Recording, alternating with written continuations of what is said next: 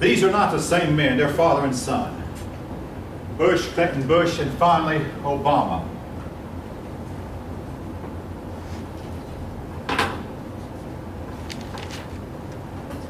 All right.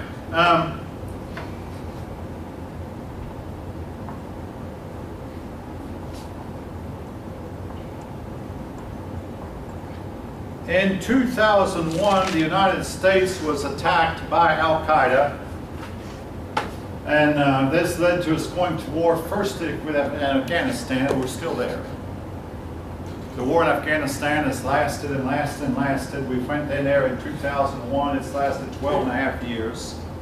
We went in October 2001. We were attacked September 11, 2001.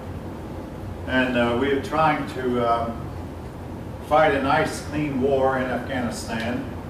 And the result is we can't end it and can't win. In the meantime, we got involved in a war with Iraq where we overthrew Saddam Hussein.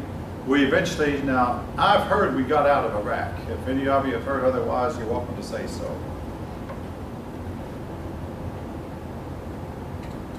All right, for the most part, the United States has been prosperous. There have been recessions. There was a recession during Nixon's term. There was another recession under Carter. Under Carter, we had a big problem with inflation. Ronald Reagan helped bring inflation in check.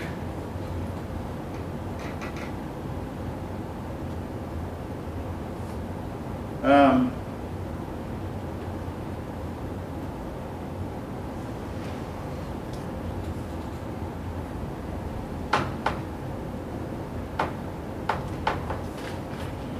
right. Again, your book points out how that George Bush, the son, had a very unpopular during his second term. Folk, except for possibly James Monroe, every president who's been re-elected has had a turbulent re-election, second time in office. Ronald Reagan had a scandal that occurred in his second term that he feared would bring down his presidency. Richard Nixon, his second term, his scandal occurred in his second term. Abraham Lincoln and William McKinley were shot dead during their second term. Harry Truman got involved in an unpopular war and watched his popularity go way down in his second term. The presidents who only have served one term might have been the most fortunate. In fact, Rutherford B. Hayes said a president should only serve for 4 years and he refused to run again. But most of our presidents have not. They've at least tried for a second term. Canada. The only thing I want you to remember about Canada is they've become more and more socialistic as time has gone on, but their healthcare system has failed, and a lot of persons who can afford it will come to the United States when they get sick. They call and tell a doctor they're sick, and a doctor, maybe I can work you in October. If they're having a cancellation, I'll call you. And a lot of Canadians have died waiting to see a doctor. I don't mean like died in the waiting room. I mean died weeks and weeks later from an ailment that the doctor could have cured if they could have gotten to see one. Like I say, a lot of Canadians come to the United States when they get sick because in the United States they can at least make an appointment and see a doctor. I mean, I will say this, I've been sick, my children's sick, and when we need to, we can get to the doctor in the emergency room and get fairly fast treatment. In Canada, even emergencies have to be delayed. Doctors are overworked. Too few of them. Another problem with healthcare, I mean, under capitalism, doctors can sometimes make a lot of money.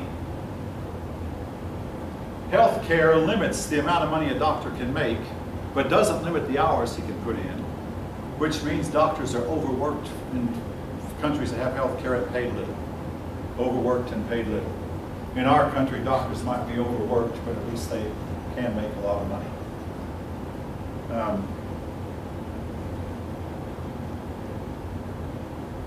Another thing, in Canada, Quebec voted to stay with Canada rather than break away. Quebec, ever since the French and Indian War ended, they were promised they did not have to learn English, so they still speak French. Most of them are still Catholic, but they decided to remain a part of Canada. The vote was in 1995, and it was a close vote. Whether or not they'll remain with Canada, that continues to divide Canada to this day.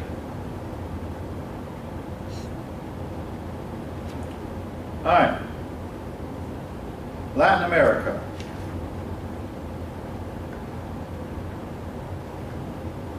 When the war ended, World War II ended, a lot of Nazis fled to Latin America. The Israelis knew about it. The Israelis wanted these Nazis, but they did not go and move against them because Latin America decided to vote with Israel in the United Nations. So they had a trade-off. Said, if you'll leave our Nazi criminals alone, we'll vote for you in the UN. And without Latin America's vote, Israel has no chance in the UN. So there was one exception, though. The Nazis, Israel did go in and sneak Adolf Eichmann out of Argentina. Basically, they noticed when Eichmann was leaving his home, and one day they had a bunch of people dressed as street cleaners, dressed as anything but Jews, dressed as street cleaners, dressed as factory workers, dressed as salesmen, everything else. And all of a sudden, a couple of them grabbed Eichmann, one by one arm and one by another. They said, get in his car, and they dragged him into a car, took him to the Jewish embassy, made him grow his beard out, dyed his hair and his beard really black, darkened his skin to make him look Jewish, of all things. Then made him stone outright drunk to where he didn't even know where he was, and put him in the back of the car dressed as a rabbi. And the guard who saw him just laughed that the rabbi would be so drunk. And then they whisked him out of the country. When they got him outside of Argentine airspace, they announced the world, we have Adolf Eichmann. They wouldn't tell this story for many years. In fact, they went about 45 years before they finally told the story.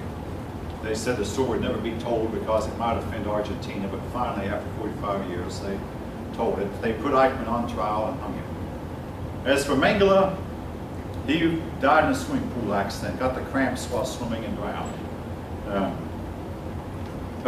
Anyway, Latin America started off having problems keeping a democracy.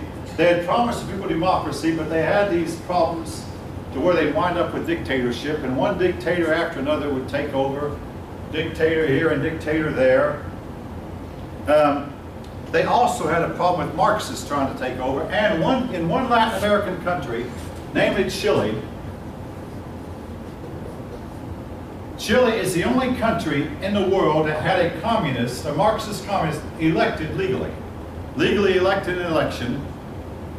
But the United States, well, I say this tongue-in-cheek, you can't really prove our CIA was involved. He only lasted about a year or two, and then he was shot dead in a coup, and we do not know how much the United States CIA was involved in it. But Chile had a Marxist.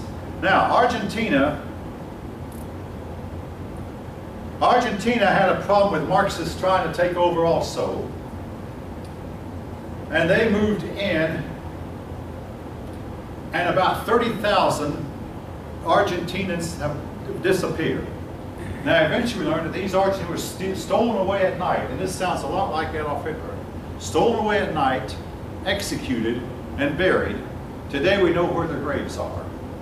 But it was just like you'd wake up in the morning and find out this neighbor here, who you knew had communistic leanings, he's gone. This neighbor here, who you knew was against the government, well, he's gone. And then it created who's next? 30,000 Argentinians disappeared. We now know, again, they were all executed. Now, have any of y'all happened to hear about this, or have you all forgotten about it? None of you have heard about it. Yeah, it was a big item in the news back in the early 1980s.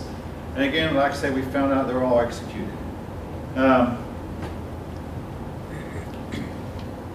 Latin American countries began to borrow from abroad, and for a while it was feared that said with the United States loan these Latin American countries money that they know can never be paid back. But apparently it did not hurt us that much.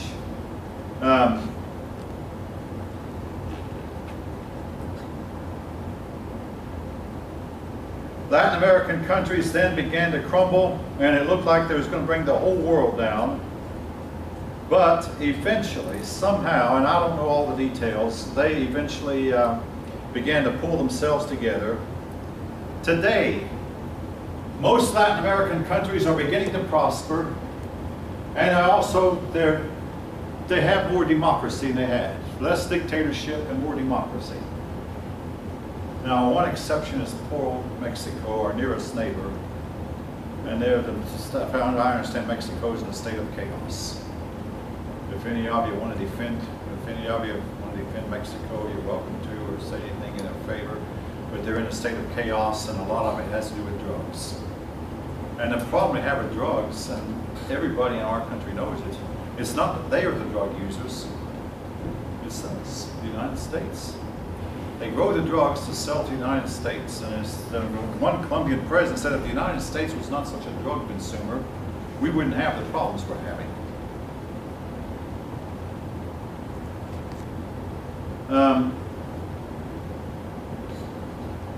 Cuba was taken over by Fidel Castro, and unlike a lot of other communist countries, Castro was able to last until, I believe, 2008. Then he turned the government over to his brother, Raul, and the two Castro brothers have ruled Cuba since 1959. The United States tried to overthrow Castro in 1961 in what's called the Bay of Pigs. It was right when Kennedy took office in January. Bay of Pigs occurred in April.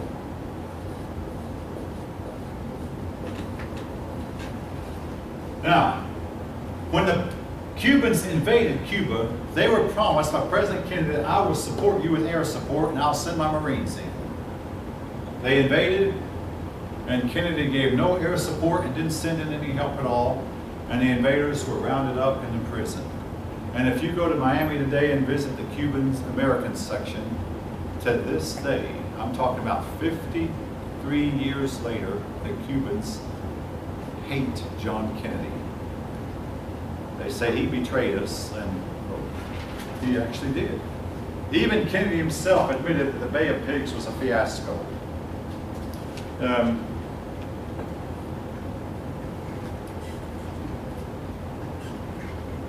Your book will try to say that there's mixed results. The Cuban Revolution did increase the health care of the Cuban people.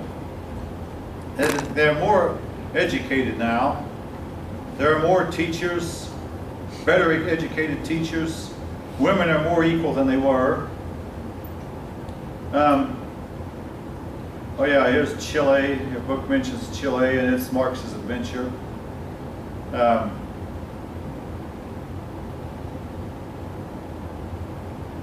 Nicaragua, the Sandinistas took over Nicaragua. Don't worry about the name, but from time to time they'll make news. Argentina, that's a country I mentioned about, where 30,000 people or so disappeared.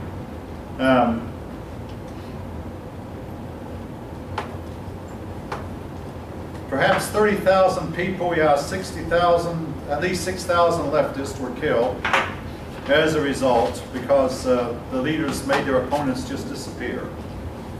Again, we now know where they went.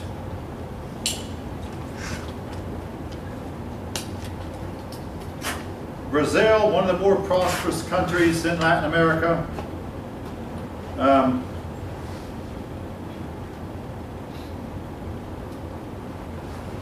They now have a woman president, by the way. Mexico, again, Mexico has its problems. And I must say, I mean, I went to Mexico once back in 1976. So they tell me the situation in Mexico is worse now than it was then.